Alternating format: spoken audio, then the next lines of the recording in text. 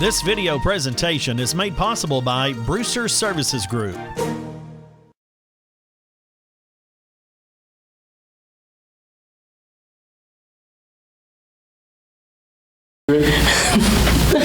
All right. Switch sides with me. Over here. There we go. And raise your right hand for me. Repeat after me. I, Lisa R. Harvey, I, Lisa R. Harvey, do solemnly swear solemnly swear that I will perform with fidelity the duties of the office to which I have been elected and which I'm about to assume. I do solemnly swear to support the constitutions of Tennessee and the United States and to faithfully perform the duties of the office of member of the Board of Education representing the 5th Education District Seat B of Loudon County, Tennessee. Congratulations. Thank you. Get a picture, Lisa, of you all there together. Repeat after me. I, Kenneth Presley, do solemnly swear that I will perform with fidelity the duties of the office to which I have been elected and which I'm about to assume. I do solemnly swear to support the constitutions of Tennessee and the United States and to faithfully perform the duties of the office of member of the Board of Education representing the 7th Education District of Loudon County, Tennessee. Congratulations. Got to come up here and sign. I want to get in a picture. I state your name. I, Brian Brown. I, Phil Moffitt. Do solemnly swear that I will perform with fidelity the duties of the office to which I have been elected and which I'm about to assume. I do solemnly swear to support the constitutions of Tennessee and the United States and to faithfully perform the duties of the office of member of the Board of Education representing the 5th Education District Seat A representing the 3rd Education District of Loudon County, Tennessee. Congratulations. Thank you, sir. Thank you. First thing we need to do is amend the agenda and add the draft minutes from the previous meeting. Approved. I will make a motion. I'll second. All right, I'll put it right after the visitors recognition. Mike, would you like to do the prayer and the pledge? Yeah. Let's pray. Dear Lord, thank you for allowing us to be here again this evening to do the business of the kids of Loudon County. Be with this board that they make the best decisions for our kids and our staff. Lead us and direct us the way you'd have us to go and keep us safe and healthy. In your name we pray. Amen. Pledge allegiance to the flag of the United States of America and to the republic for which it stands, one nation, under God, indivisible, with liberty and justice for all. I'd like to recognize any visitors, if we have them today.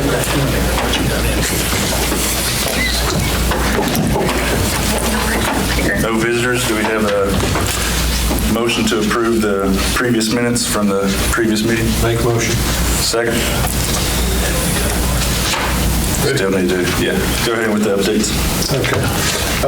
And I'll slow me down if you want me to. These are all policies that TSBA has recommended that we adopt over the last couple of months. They've sent these out, and we've got a little list here. So the first policy, enrollment in college level courses, we don't have an existing policy, but this is aligned to what we currently do with dual enrollment with Rome State or Pellissippi State. If they take like Comp 1 at Rome State, that would replace the senior English, and that would count in their GPA. Essentially, it just puts in policy what we're already doing, and TSBA has recommended that we we adopt that. That's what we always do. Yes, the way we've always done it. Any questions on that? Okay. The next one you'll see, and we'll get down to it, but there's a new policy 6.3041. There's a new Title IX. It's a federal law that was passed. So most of these policies, 6.3 policies, are tweaking things based upon that new federal law where they changed and moved some stuff around. But essentially with 6.304, the only thing there is you'll see on the very last page is they've added a bunch more of the legal references and cross-references with TCA. You'll notice that Title IX, sexual harassment, so that's linking all these new laws to this policy. So there's really no substantive change, just to the legal references. Any question on that? Okay. The biggest change is there is no policy on the 6.3041. There's no existing policy. Title IX and sexual harassment. Essentially what the federal law says is we've now got to have a coordinator at the school level or at the district level.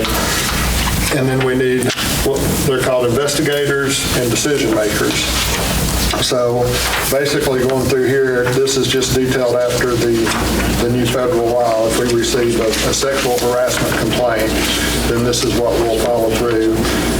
The investigator cannot be the decision maker, and the decision maker cannot be the coordinator. And so there's lots of little things in there. So the way on page 4, the investigators would be the high school supervisor, the federal program supervisor, the elementary supervisor. It would only be one of them. It wouldn't be all three of them, but that gives me options depending on what school and what age level and what sex of the child on who the coordinator picks to do that. And then on page 5, I'm making the middle school supervisor or the special education supervisor the determiner. They're the ones that will actually hear the evidence and then decide which way that goes. And then if there's an appeal, that would come to me through the Title IX coordinator. Mr. Tinker will be the Title IX coordinator. And essentially the rest of the central office staff is either going to be an investigator or a decision maker, because that's all the staff I have to work with. So, We need to get the lawyers involved in this one too, or anything. I can have Mr. McCarty look at it if you all want me to, but this is straight from TSBA. I've not made any changes to it. I did ask Mr. McCarty on,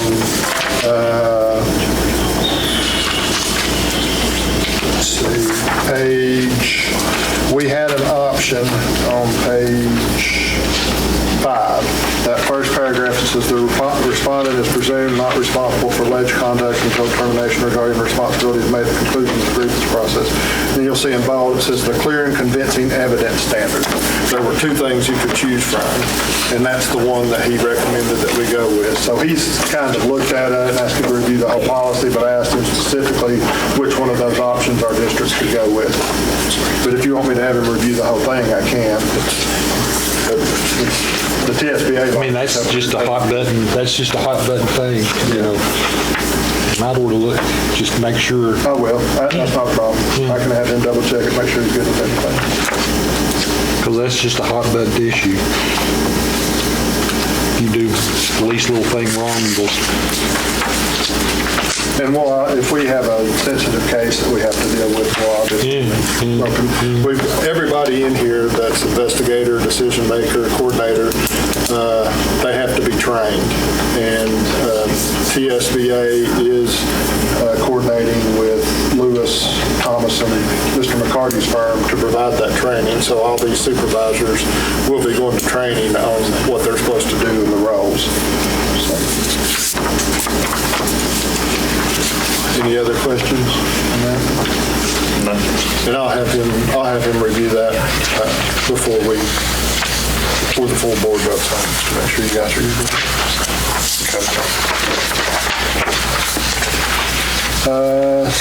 Student concerns, 6.305. Like I said, a lot of these we're just cleaning up based upon the pulling out of that one. The only real change here is that you'll see down at the bottom, the decision shall be made within two days. So everything else is still the same.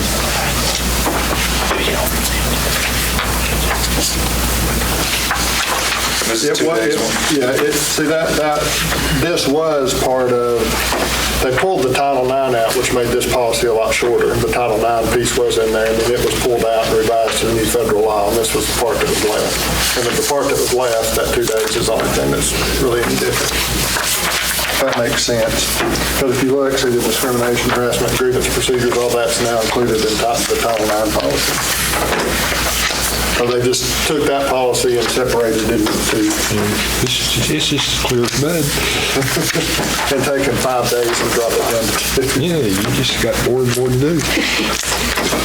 More time to do it. Zero tolerance offenses. They've added, it was an unauthorized possession or firearm on school property. They've added bringing it to school is also zero tolerance.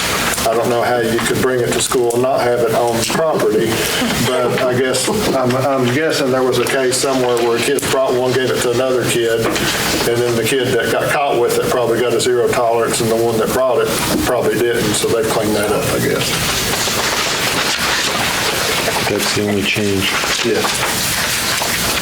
And then 6.316 just adds a few things on page 1. Marking, defacing, or destroying school property was added. I guess that's something that TSBA felt like was an issue across the state.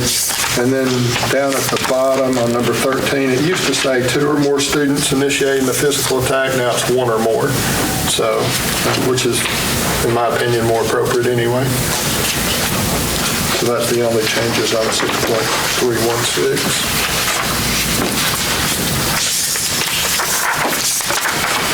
6.317, the only change is we used to have 2 DHA members being licensed employees, now it's just 1. Our DHA is all licensed employees. That's not an issue for us. I mean, everybody that's on the DHA is licensed, so it doesn't matter if it's 1, 2, 5, or 10. We'll be in compliance with that. That was just to be in line with what TSBA is recommending. And then 6.319 is one of the bigger changes. I don't know if you all remember, last year the state legislature, just to history, typically our alternative school, when a student's suspended for 10 or more days, then we would put them in alternative school so they could still continue with their work. Last year, the state legislature passed a new law, and essentially, if you were suspended 1 or 2 days, if we had room in the alternative school, we had to put you in the alternative school. So we had constantly full and rotating all the time, and it was problematic for every school system in the state. So they changed it back this year to where essentially, if it's 10 days or more, then you would go to the alternative school, and took out that if it's less than 10 days, then they don't have to go. So that's essentially what this is saying, and then they defined an alternative school and an alternative program. And then the last page is basically saying if somebody gets in trouble at alternative school, that's a new offense. You can't just tack on to while they were already there. You can't tack days on. You can treat it as a new offense, and it could get more days, but you just can't arbitrarily tack on days, which we don't do that anyway. Any questions on that? And then the last one is reporting child abuse. That's a new state law as well. We've got to have one person designated in each school as a child abuse coordinator. Typically, that's going to be our school counselor at our schools and in most all of our schools. And they're typically them, or the principal or assistant principal is the one who notifies DCS now. So that's appropriate. And this is just putting in policy and law what we typically do anyway. It's just naming them as a coordinator. And that's all of them. I can go back over any of them if you want more information, or if any of the other board wants more information, I'll back and do it again a little slower. That ain't going to lead to more employees, just more work for the ones that we got. It's essentially what all they're doing. They're doing it anyway. Just putting in policy. Yeah.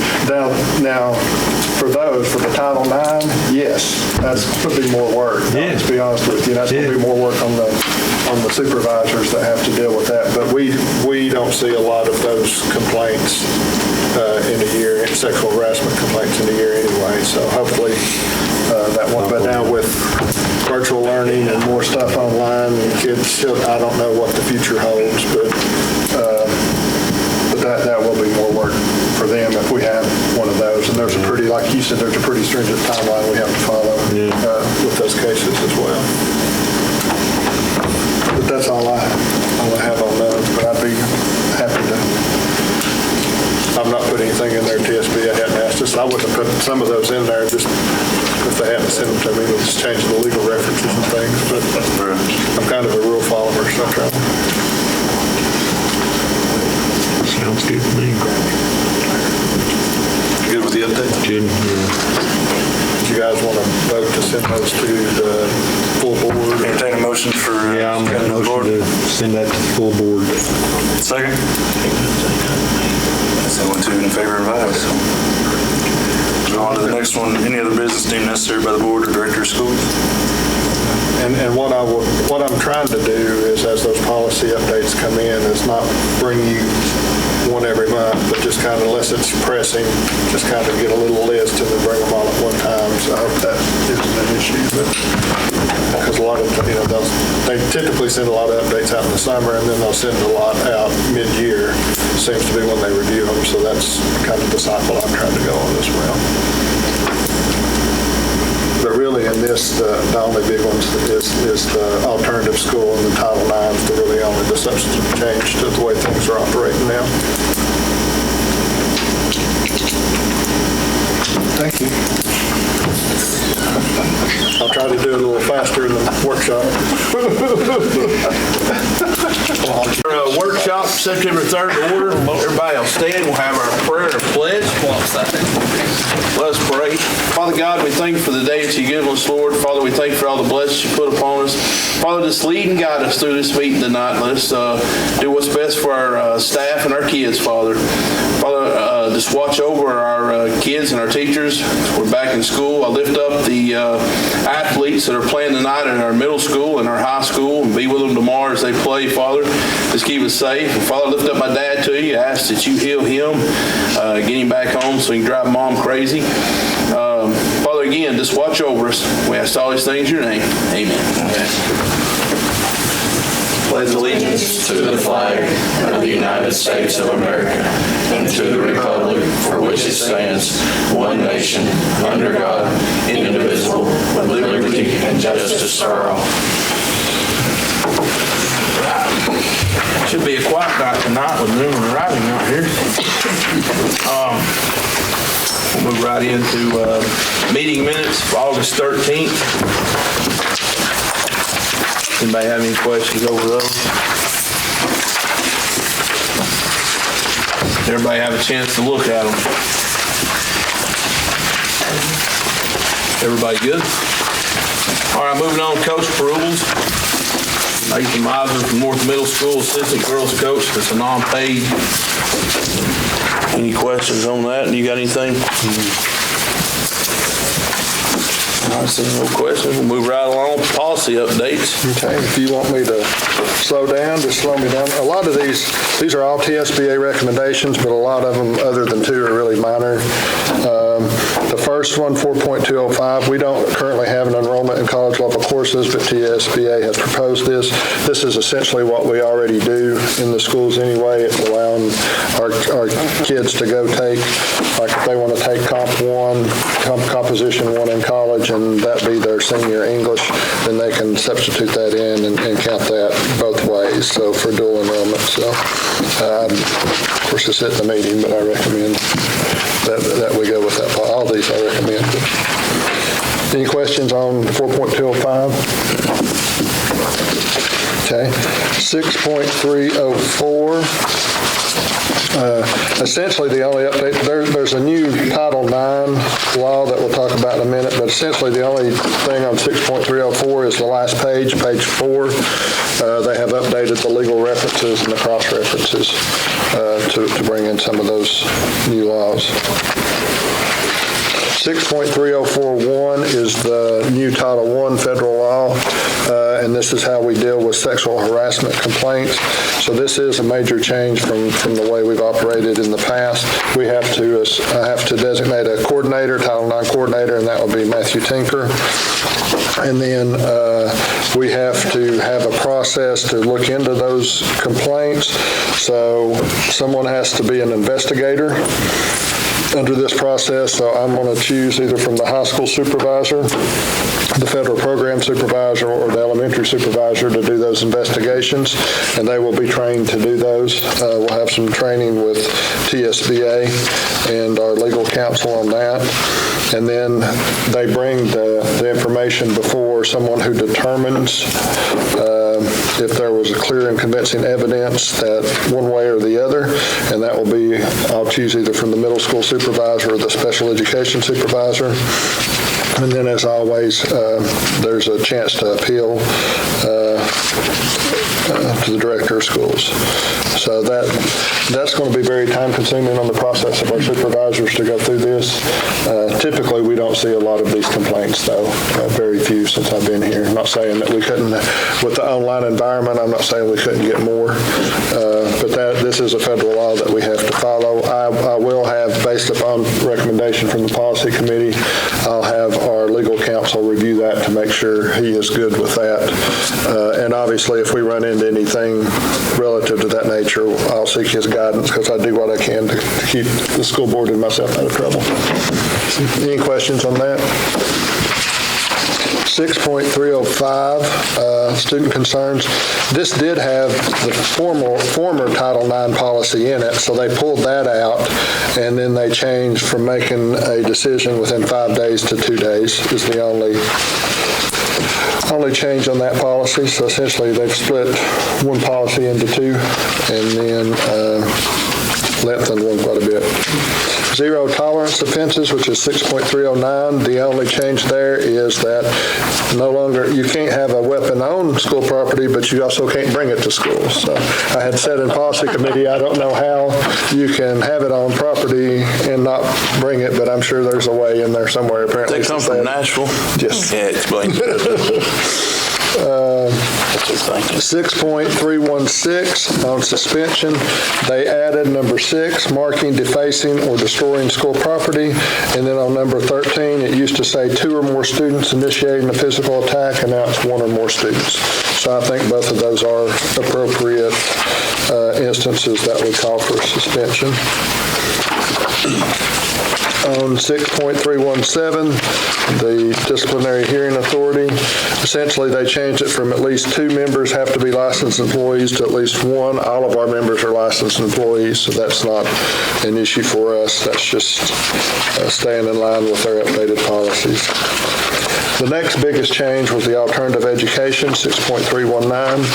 Last year, the state legislature thought it was wise that any student that got suspended for any amount of time should go to alternative school, whether it be 1 day, 2 day. So we kept a constant rotating door out there of kids going in and out until we were full. So now this year they've come back and said, no, it was better the way it used to be, where if they were suspended for 10 or more days, then they'd have the opportunity to go to alternative schools. So that's how we will operate as well. And then if they get in trouble at alternative school, there's a way to remove them from alternative school. Under the previous one that they passed where they said everybody needs to go, they also had in legislation that if you got in trouble there, you couldn't be suspended from there, so you really had a free pass. So now they took that piece out, so if you get in trouble at alternative school, we can actually, I don't know that that's going to be as big an issue in the virtual environment either. So, and then the last one, reporting child abuse. There's a new law that says we have to have a child abuse coordinator at each school. Most of our schools have designated their school counselor, which typically would deal with that anyway, so that's not really any added duties. It's just adding that within policy, so we'll be in compliance with that new law. Any questions on any of those policies? Anything you need me to revisit? If not, are we ready for TCB? TCB, get up here. Look at that beard. Nice. All right, we're going to do some budget amendments. We got amendments for all three funds tonight, 141, 2, and 3. The first round is 141. There's only 3 amendments in your packet for 141. There's about 6 pages. Revenue, we got 2 grants that I'm adding to the budget. The first one being the FAST grant, which is for Philadelphia Elementary School. They have received this grant for the last 2 or 3 years, and they use that for their parent teacher conferences. And then the second grant that's being added, this is on page 3, is the Safe Schools grant. And it was $86,000. That includes some money of carryover from last year. They did allow us to carry over money from the previous year. We typically are not allowed to do that. So this is the first year that we were able to do that.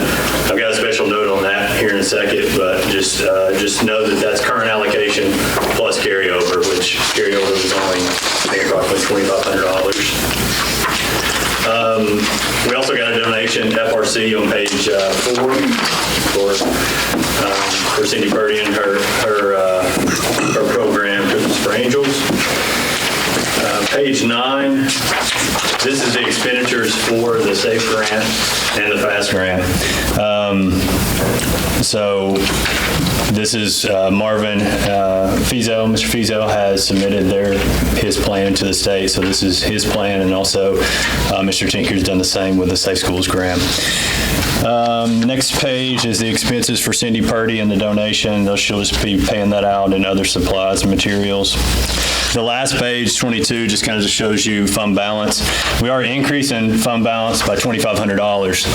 That is the same amount that carryover is for the Safe Schools grant. At the first of the year, I pulled that out of fund balance so that we could, I didn't know how they were going to handle the Safe Schools carryover because we've never had it before. So at the first of the year in July, I pulled it out of fund balance so we could spend it. We had some window tinting at Eden we wanted to get done before the school started. I think it ended up having the first week of school, but I tried to get that in the budget as quickly as possible. So that's why I pulled it out of fund balance. Now, obviously, we've got the grant. We know how much carryover we're going to have. I'm putting it back into fund balance. So that's why there's an increase in fund balance. Anyone have any questions about 141? We actually put money into fund balance. Yeah. It's not just that I tried to say that twice. No one picked up. We may not see that again this year. 142, this is the LEA reopening grant. I'm sure Mike will speak more about this in the next few moments, but that's the budget that we're submitting to the state for that, and that's federal funds.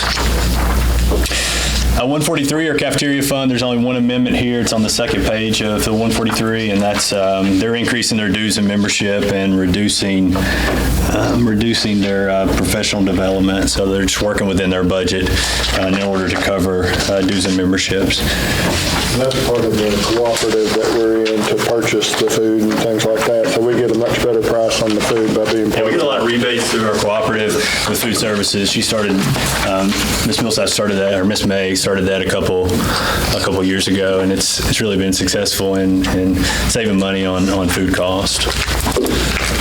Any questions?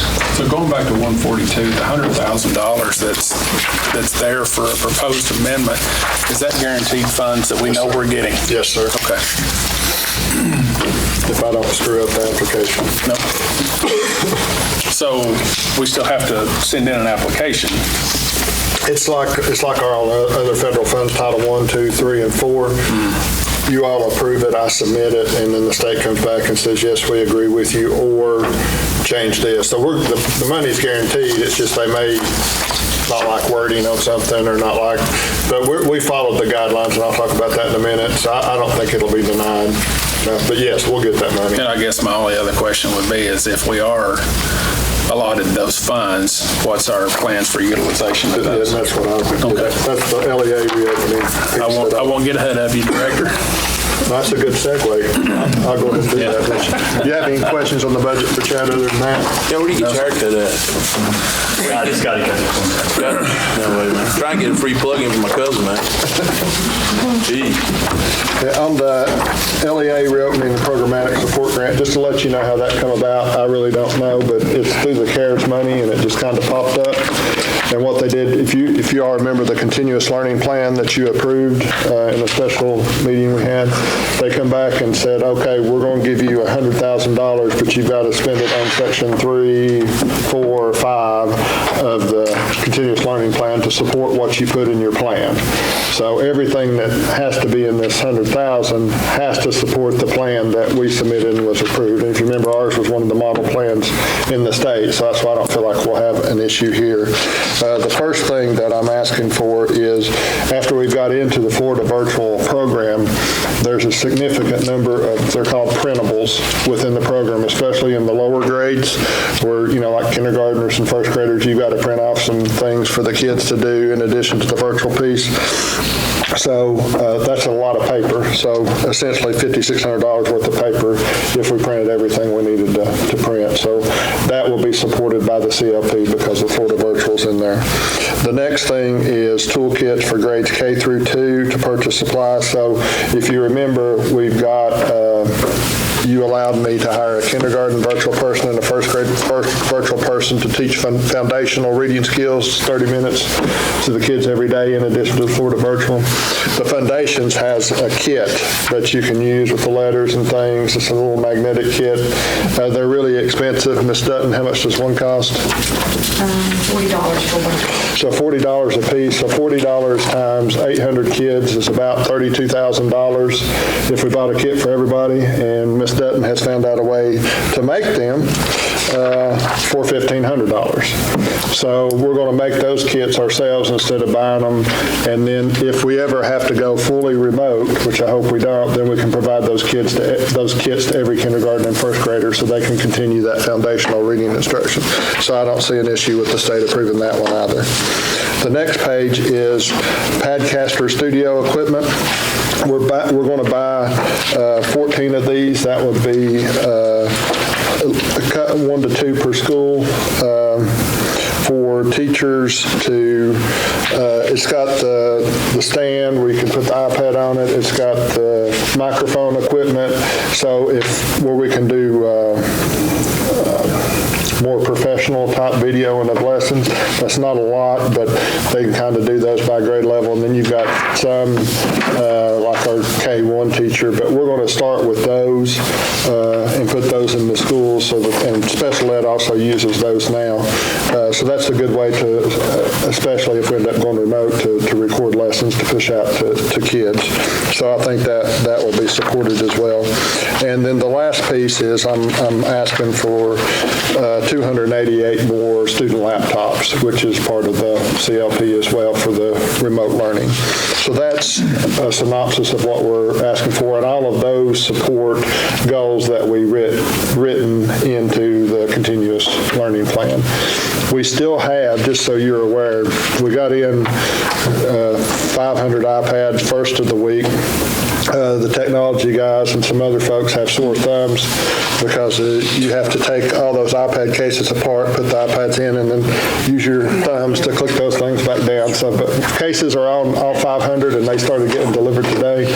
We've still got 921 laptops that haven't come in yet.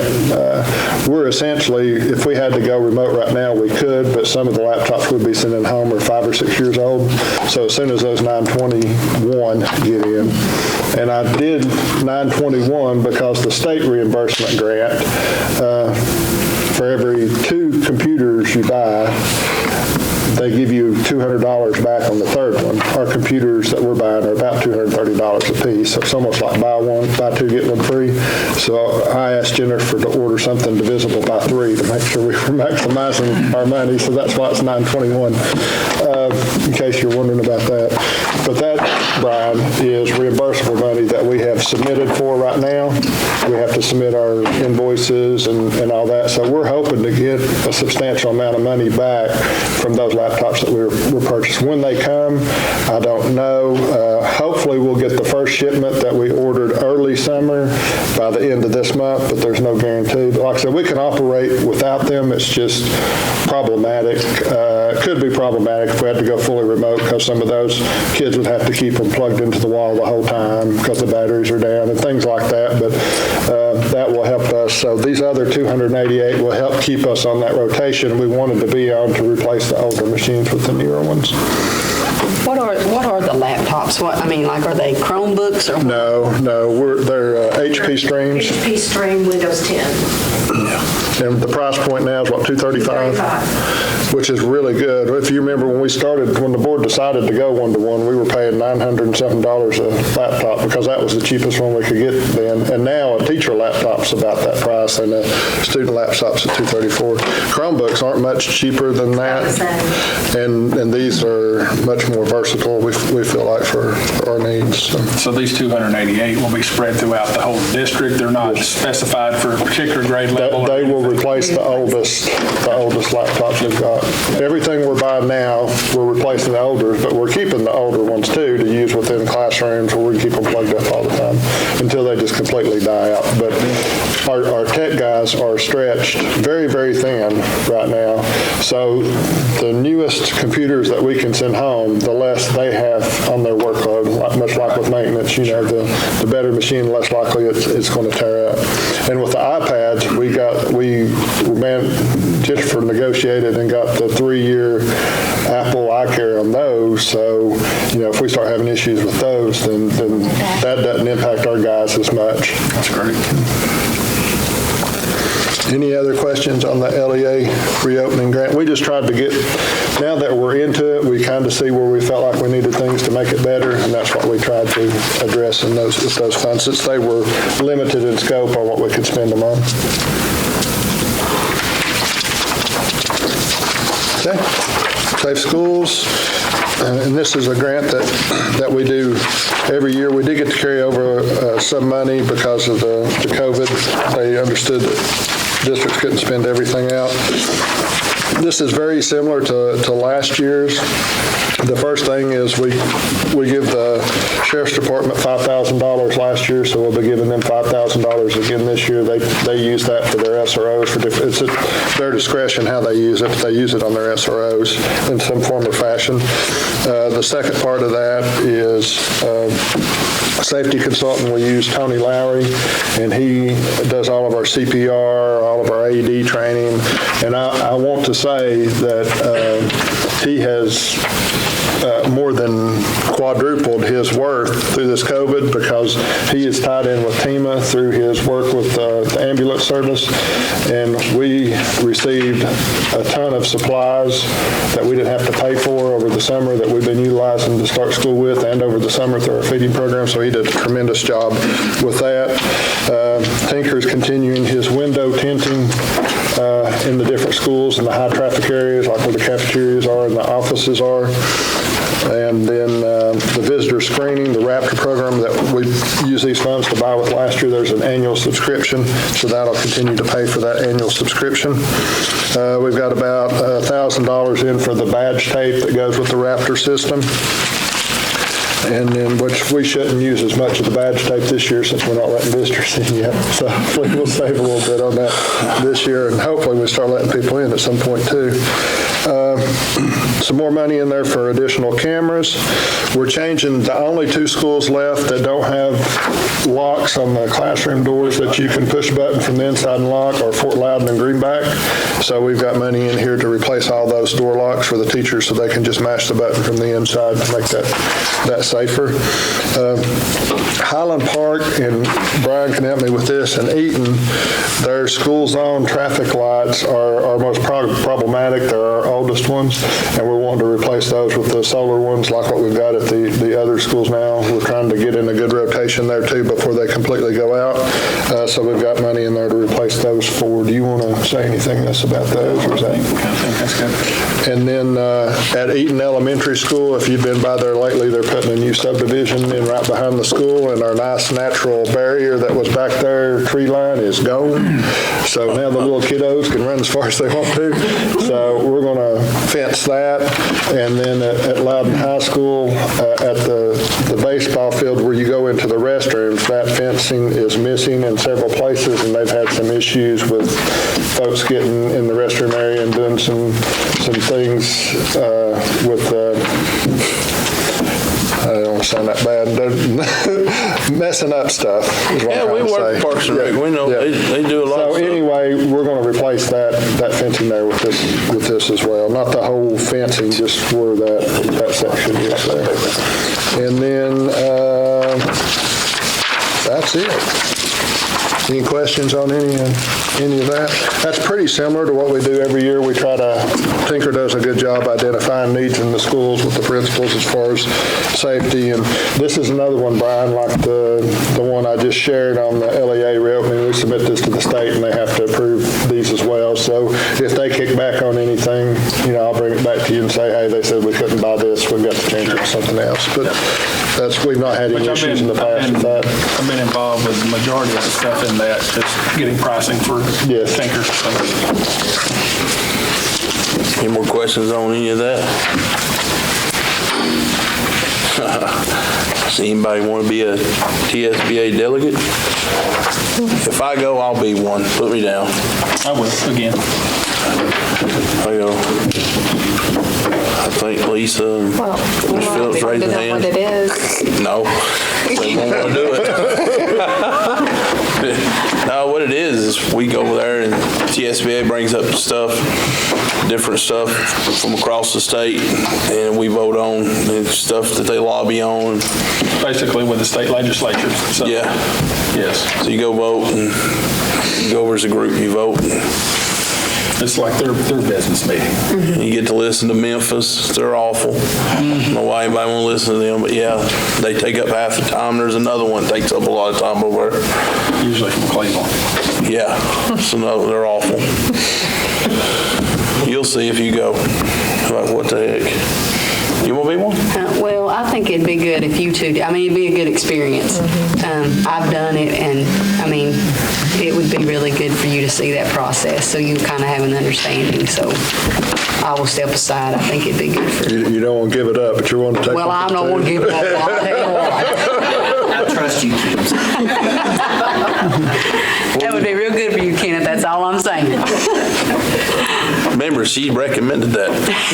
I said it would be a good learning process, so that next year when you go, I'm not doing that. No, I think it would be good for you to have an understanding, because it is good for you to see and have that knowledge, and so if you don't want to do it, I'll be happy to do it, but I think it would be good for you. It's not as bad as it used to be. You vote electronically now. Before it was rough. You can always be the alternate. Yeah, if you want to be the alternate. Oh, well, I can be an alternate. Okay. Yes. Usually we try to rotate. Everybody tries to take at least a turn at it. Did Lisa say yes? Yeah, okay. I hadn't done it. I hadn't gone in a couple of years, so I think it's my turn for sure.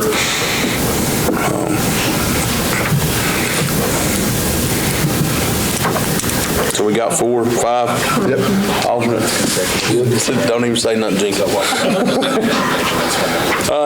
Any other business deemed necessary by the board or I have a few things just to update and get your thoughts on. First, we found out yesterday that we've got our LEAPS grant. It's $178,002. So I will, if you're okay, I'm going to add that to the agenda for the meeting to ask you to accept that grant. We don't have the budget in place yet. We'll get you to approve the budget amendment at some point, but we need to accept the grant.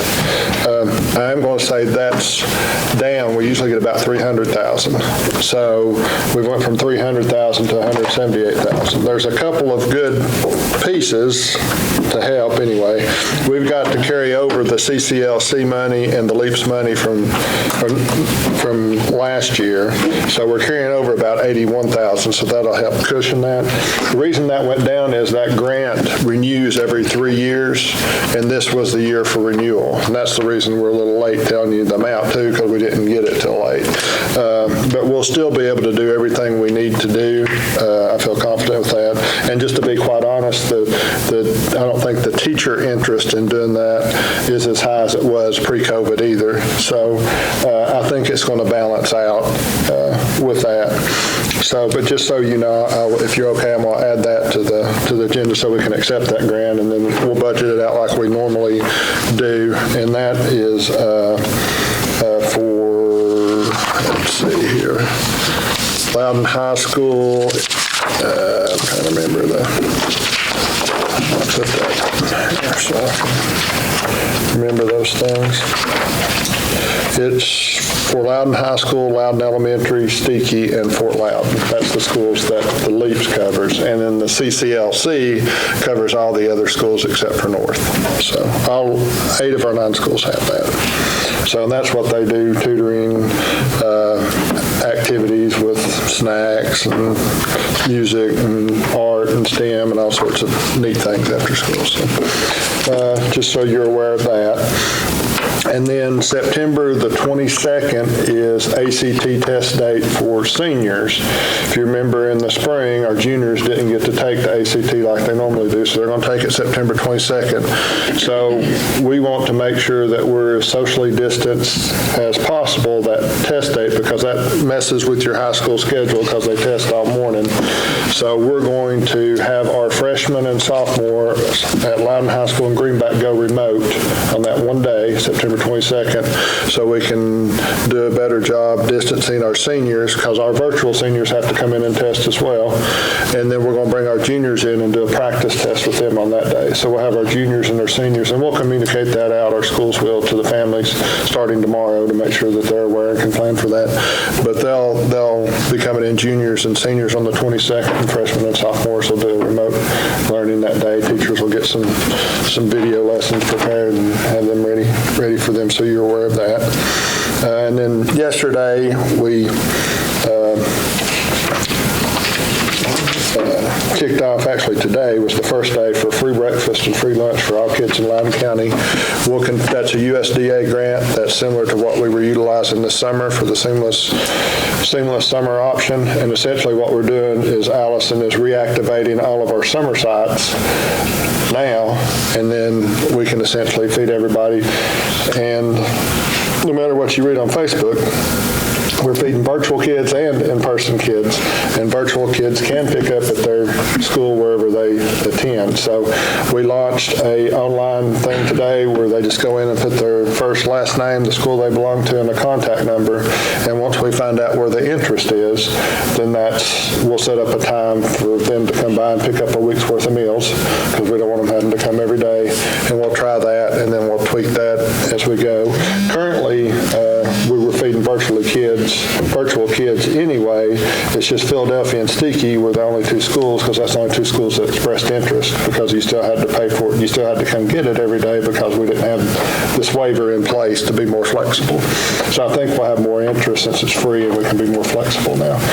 So we started that today, and that will run through December 30th unless USDA runs out of money before then, is the way they worded it. So that's how I worded it to our families is, through the fall semester, provided the funds are available. And then once those funds run out, then we'll revert back to how we've been doing things. Kids that are on free and reduced will still be free and reduced after the funds run out. It's just those that are regular pay we go back. So I think that's a super opportunity for our families. And Allison has done a great job turning that around really fast, because the USDA just announced that, I think, on the 1st. And then we talked about it, and because we don't have to do it, and I said, and we both agreed, let's do it even if it just lasts for a month. That saves families for a month. So she's working with her cafeteria staff, who is still currently understaffed. She's been slinging breakfast a few days every week to get everything ready. So I'm proud of what they're doing. So I want your thoughts on this. With our, and I think I may have mentioned this before, with our Tennessee risk, with anything, our insurance carrier, they cover everything with COVID-related incidents. Right now they've capped that at $100,000. So, which to me is not probably enough. If we have something happen, hopefully probably won't have any happen. I think with the legislation that the state did, that minimizes the ability for things to happen because you've got to go through and prove lots of different things. But to be a good steward of the county's money, I wanted to make sure, and I had Chad found one insurance carrier that would provide supplemental pandemic insurance on top of what we have with Tennessee Risk. So it would be, for a $2 million limit, it would be $31,000 for this year.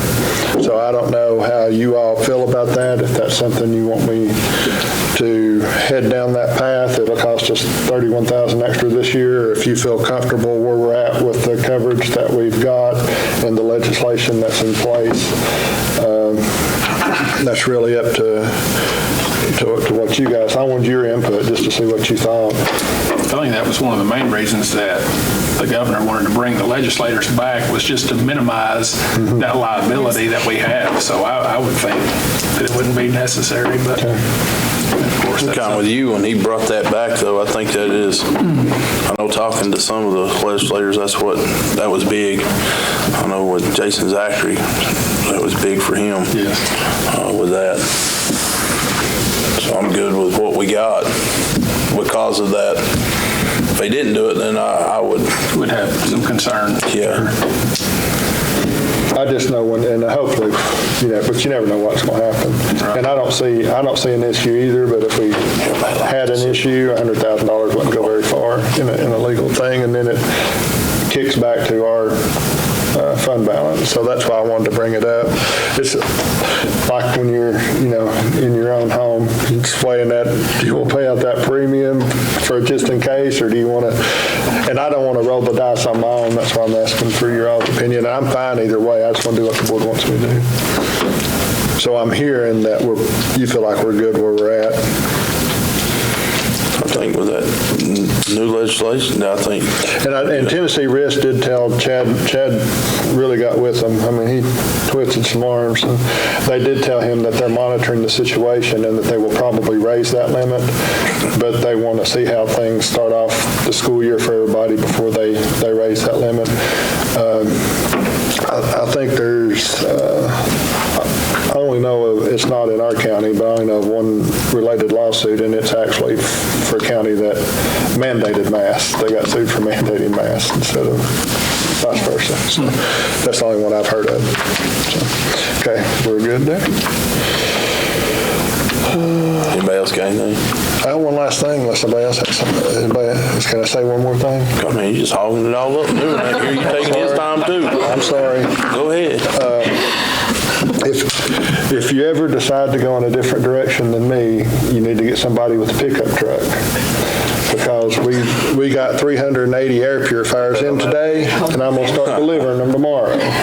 So our air purifiers are here, and they will start going into classrooms tomorrow. So I'm more than excited about that. So UPS took care of us today and got them to LCTC. God, so. Lynn's not even here. Somebody get a hold of Lynn and tell her we got those going out. I hope she's listening tonight. Lynn, we got air purifiers.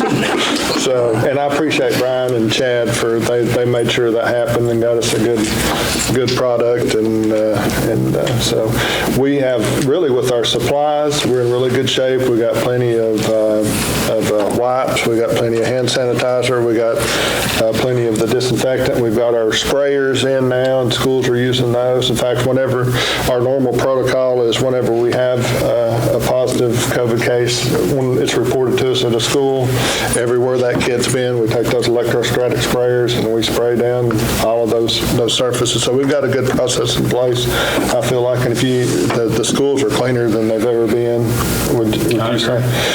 So I think we're doing a really good job. Right now, the only thing we're waiting on are the computers, and then we ordered some additional cafeteria tables we've got some schools using fold-up tables, like North and some other places in their lower cafeteria or lower gym to feed.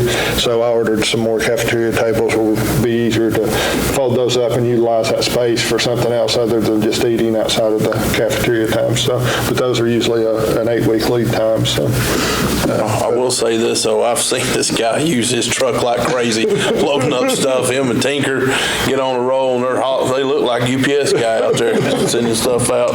I may have to get a trailer tomorrow. It's a pretty hefty load out there. But I want to say I'm proud of my teachers, my staff, my administrators. Everybody has done these are challenging times, and they're doing a great job trying to balance the virtual and the in-person and the cleaning and the temp checks and all that stuff. But I think, tomorrow will be our fifth Friday, so we'll have four weeks in tomorrow, and I think a lot of people didn't anticipate us making it four full weeks. So, and I have no intentions to go on remote in case that's a rumor out there too. So, we're going to stay in person as long as we can. Good to me. Now I'll shut up. You're done. All right, buddy. I was approached by some of the coaches at North Middle about the baseball field. I talked to Mike Hickman, and he had told me that he mows the ball fields once a week, but that's all he can manage to do, and they are needing mowed probably a couple times a week.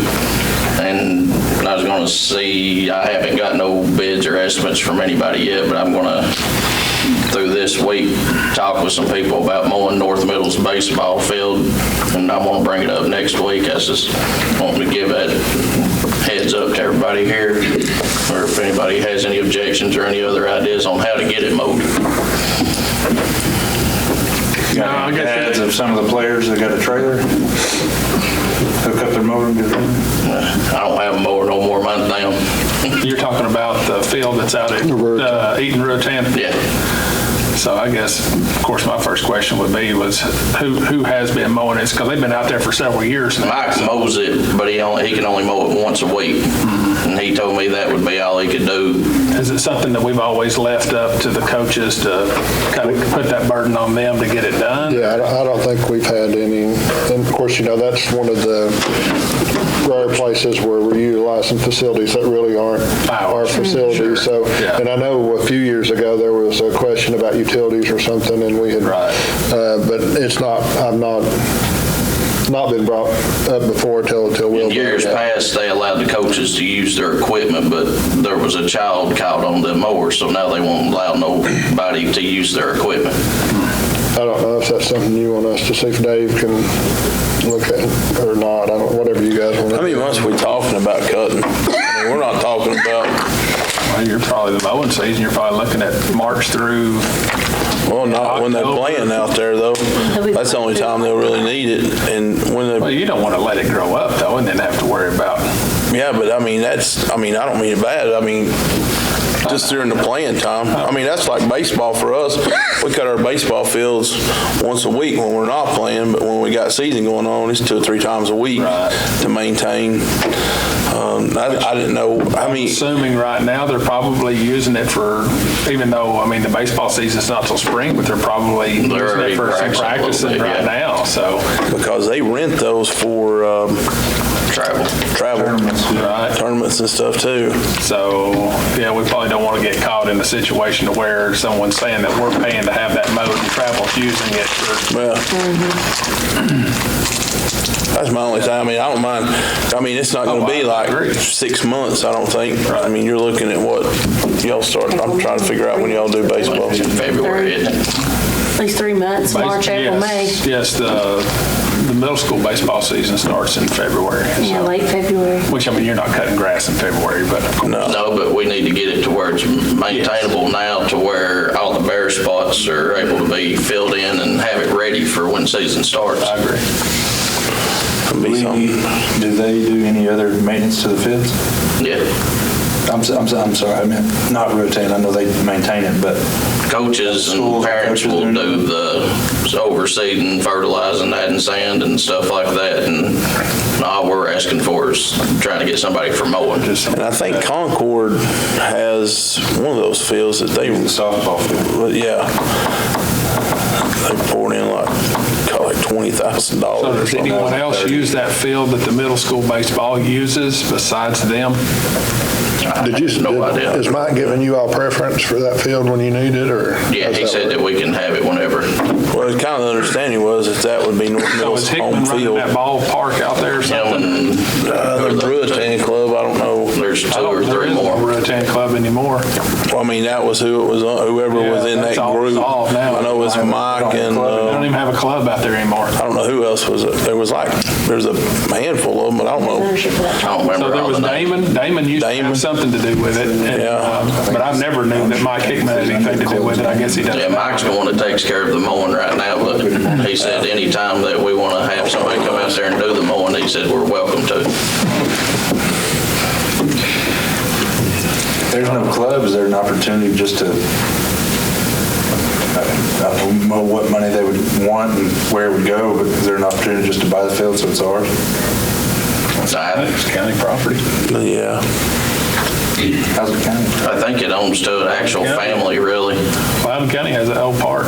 Do they really? That's why I was wondering who's the ownership of that park. So the commission owns the park again? Loudon County owns that. So I was told if they ever quit using it as a baseball field, it would go back to a family. I'm not familiar with that. That may be a question for commission, but I know the person that would know. You can ask Van. Van's going to know. I knew he was going to say that, yeah. He would know. I mean, he's going to know. He would know. I mean, he's only out there for 20-something years, so he's going to know. He's going to know, I think. Yeah, he lived there for a while. Right. Was everybody okay with me getting prices? How does that work? If he come back? Get 3 estimates, I guess. Do you need to go through, one of them you think ought to be David? Well, I think it's all going to depend on how much we're looking at. I mean, of course, state with purchasing laws, anything that's less than $10,000, you're not required to have multiple quotes, but anything over 10,000 you are. So I think if you went that direction, you'd, I think, want to get at least one from our current I provider. think David Hart with ground control would be one that we would definitely want to entertain a price from him. And then you need to come back also what are we cutting? The whole park, or are we cutting? Just the ball field. Just the field, not just the playing field? Yes. Mowing and weed eating around But you said that they're willing to cut it. So you said they were willing to cut it once a week. But anything over that, they want us to cut. Yeah. How would we work that out? And I wonder if you start cutting it, if they're going to stop cutting it, and then you're back to once, just by yourself. Exactly. So you might want to just go ahead and plan on doing it, if you decide to do it. For the entity of the season. Twice, yourself or something. And the next question is who else is going to want money for cutting? That's what you're going to run into. You're going to run into that across the whole district. How many has got their own individual mower to be able to do it at their school? I don't know. Well, I think Brian Curtis Football cuts fields, they mow their own football fields. I think a couple, Loudon High School probably has, Loudon High School and Fort Loudon Middle School both have a mower that they mow. Just Greenback? Greenback has one, yeah. Who mows Philadelphia? Does Brian mow? I think he mows, doesn't he? Brian does. Brian don't get paid nothing. He doesn't get paid. I'd say Brian don't want nobody on his field. If I'm guessing. He mows his own. He don't get paid for it. But he mows it. He uses his own equipment and uses his own, it's his own time and everything. So. Yeah. So, if you go to paying people, you got somebody floating that's, which if you're going to be fair, you're going to have to pay less for it. I think with this being another additional service within the county, I think we would have to go through ground control on this. I don't think you could get someone else because we already bid that service out, so this would be an additional service. I think we may be able to add it without giving additional quotes, but we can check on that with purchasing department. I think we can add it too, Chad. I don't think it'll be any problem. And then the next time it's bid out, we have to decide what's going to be mowed and what's not going to be mowed. But I think just it's in the contract. In the discussion, what we're talking about, though, I think if we allow that opportunity for us to pay for someone to mow that at North Middle School, then we need to look at least funding something at Philadelphia, because Philadelphia, Brian's on his own. everybody else has got a mower and someone that's mowing, so.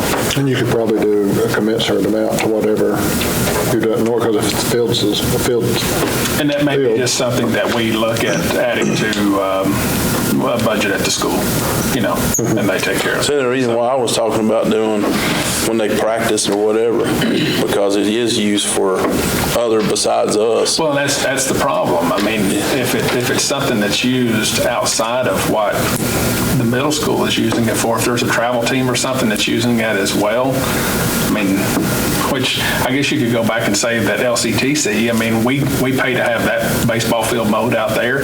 Yeah. There's no one really, there's nothing that's structured that's out there playing, but there are people that use that facility.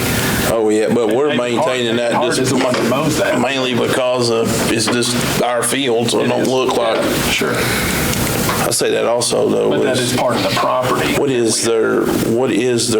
is your practice times? I mean, what does TSSAA say? This is your season. Do you see what I'm saying? When does it start? Because that will be structured, and that's what I'm talking about. We pay for that time. During that season. During that season.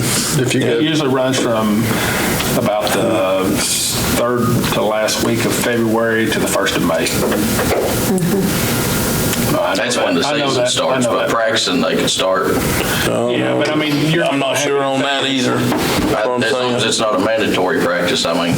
No, there's certain structured. But you're not going to be doing anything as far as mowing until March anyway, unless you need one cutting or something just to make the field presentable to practice on. You're not going to be mowing in January or whatever. I mean, you see what I'm saying, though? Oh, I do, yeah. If you've got a timeline, Chad can get a price from David and bring it back. That's what I'd recommend is getting some from David. Sure, yeah. So March to... Yeah, I mean, you just want to say, I mean, I think also we need to find out who owns the property, because it's not in the county's, it's not Loudon County's property. We can't, yeah. I think we need a lease agreement first. Well, it's not Board of Ed property, but I think that there has been something that designates that field for North Middle's use. I just don't. It is designated to us. Yes. It was in the agreement whenever we give them that money for the lights or whatever it was to finish up. I don't know where. And that's something that purchasing should have a record of. Because similar to the high school, the softball team plays on the field at Loudon High School, which belongs to the city. We have a lease agreement on that. I think so much for utilities each year. $300 or something like that. Do we pay so much on utilities for this? Out there on that I think we pay something for utilities. Chad, don't we pay utilities on this one? It was added 3 or 4 years ago. Yes. That's around the time that we give them the money for it, wasn't it? I don't remember what it was, but yeah. So really, if we're paying the utilities, then we could probably pay to mow it. Otherwise, we wouldn't be paying we couldn't do one, we couldn't do the other, so I'd say, I guess. If we're already maintaining the field at the vocational pool, why can't we use that one for North Middle? Oh, it's small. It's 185 feet, I think. Yeah, it's too small for middle school. Yeah, it was What's built. the regulation size for middle school? Quite a bit bigger than that. 300 feet. It has to be 300 feet? Well, it doesn't have to be, but that's what you're looking at, though. I think that field out there was built, I know when it was built for girls softball. Out there at the vocational school, you may get 50 feet on bases, 60 max, 40 feet on pitching. It's not set up for a middle school. It's not a regulation ball field. No, it's set up for just girls softball, right? Basically, or little bitty kids. But I guess it's just, thinking about somebody's took care of that up until now, and now someone's asking us to take that over. So I guess that would be the only thing that I question is, well, who's been doing it? And he has been mowing it, but like I say, it's been once a week, and whenever they go out to practice or whatever out there on the field, the grass might be like that, and depending on the weather, whether or not how long it's been since the last time they mowed it. Mike's using his own equipment too to mow that, right? Yes. That's his own or the Ruitan's equipment, but they will not allow, they won't allow the coaches to use it anymore because a child was found there were pictures taken of a child on the mower a couple years ago, so. Yeah, it's not like there's a couple of questions we need answered. Because if the Ruatan's no longer an entity, then who owns the equipment? And so, yeah, there's a couple of things we need to figure out between now and next week.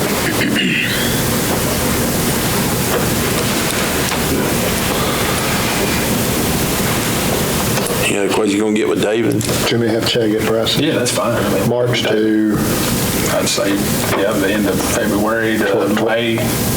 twice a week. Is that Gosh, we don't mow anything twice a week. once a week? You'd have to mow it twice I a don't week. even know that he would agree Do to it mowing twice a week. something twice a week because of where he, I mean, Well, he's getting to the schools. I guess the other question is, I mean, they're going to maintain, we're going to do one extra cut to what he's doing. Yeah, I mean, that's fine. I mean, if he's going to continue to mow it once a week, then I guess, but we need to figure out what day Yeah, so you're not this there same person's day. mowing so that he can figure out what day he needs to come mow. So I'm afraid what's going to happen, you're going to get, you are. Show up on the same day, both of them. Right.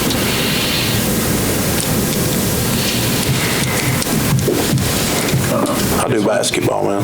We can just, I like basketball. that's it next week, I guess. In the meantime, we can get some pricing one way or the other. Which months, just to confirm? Then till then. End of February till end of May, once a week. Yeah, and then basically till the end of school. At the end of the school year. And we got one more question. Where we're giving teachers supplements, are we giving IT any supplements as well for all the hard work they're done? No, we haven't. Would the board be up for doing something like that? Because they've put a lot of hard work into what they're done. I can't disagree with that. So how would you supplement it, Will? I have no idea, but I would like to see them get something for the hard work that they put into what they're done. Not to put you on the spot, but what's your thought? We have to look at that. I don't know. I don't know how many calls they're answering after hours. We do have a tech support line that they're answering as they're working. I know some of them have answered calls after work, but I don't know how we quantify how much of their work is taking place after work. So are they hourly or salary? They're hourly, but basically salary. I mean, So they're hourly, do they get to charge for their time that they answer calls outside of their work period? they are not, no. Why would they not? Well, I don't know that they're answering a lot outside their work. I'll have to quantify that and find out from them exactly. I know some have been. So if but- they're doing extra work, I guess my question then, if they're not doing a lot outside of the work time, where are they doing their extra work? I'm talking about for the preparation of getting everything ready.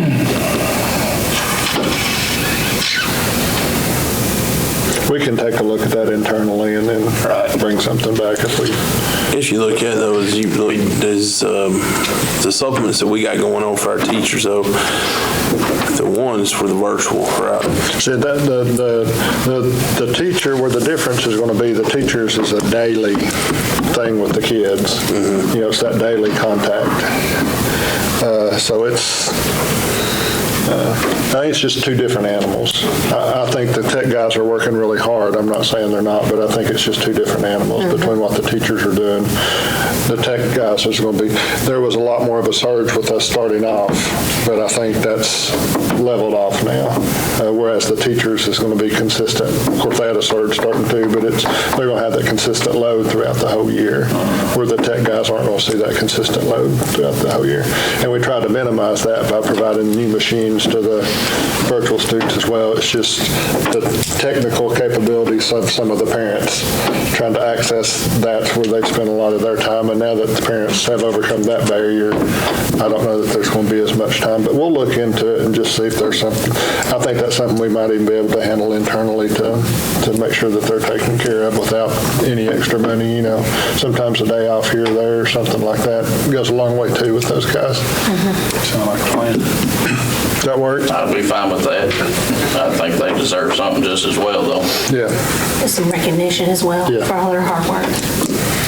I don't disagree with that.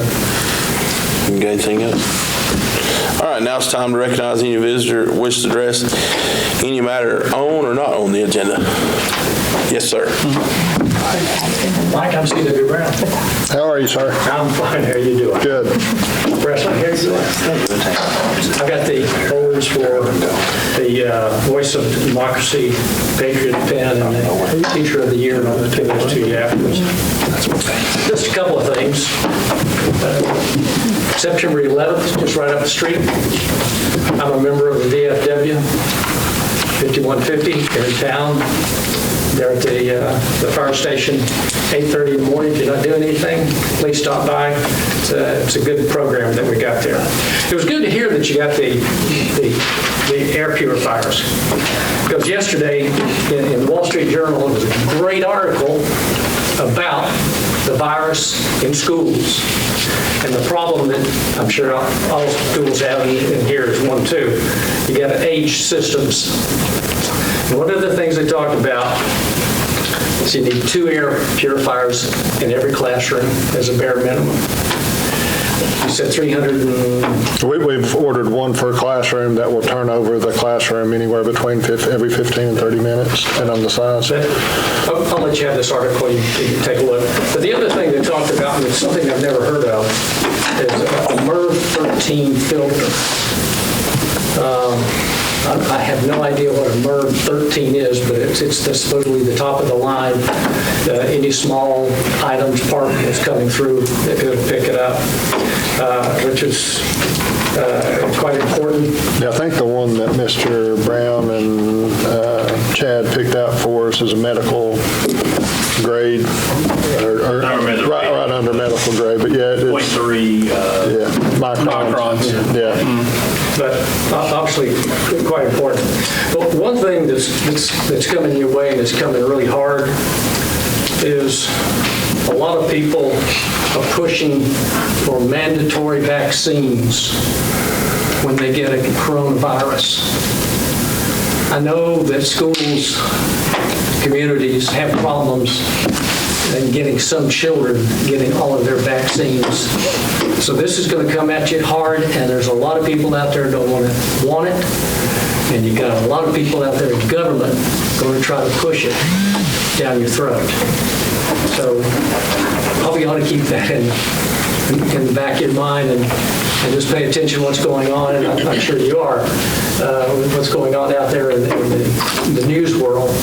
In the newspapers. There's a lot of conversation about it. And some of the virus vaccines are coming up with. One in particular just kind of bothers me, and definitely bothers my wife. It supposedly changes your DNA. Well, how does it change your DNA? What does that have? What's that going to do to you? I don't know, but that's one of them that's out there that's in the top 5. So just point that out to you. Anybody got questions for me? My name's Kerry Brown. CWs might go by. I'm a Telefil Village resident. I'm retired military, 25 years in the Army, in the United States Army Corps of Engineers. My wife Kimberly came out of the junior college side of the house, adult and technical education. And when I was in the military, I was an instructor on various subjects. And after I got out, I substitute teaching also. I started out with kindergartners through microbiology. In 2 years, I covered the spectrum. So, Mr. Presley, I want to make sure I met him because he's in my district. Have a great day. Thank you. We still need substitute teachers, by the way. Yeah, that's still open. Thank you, Mr. Brown. Any other visitors? All right, seeing none. Call adjourned.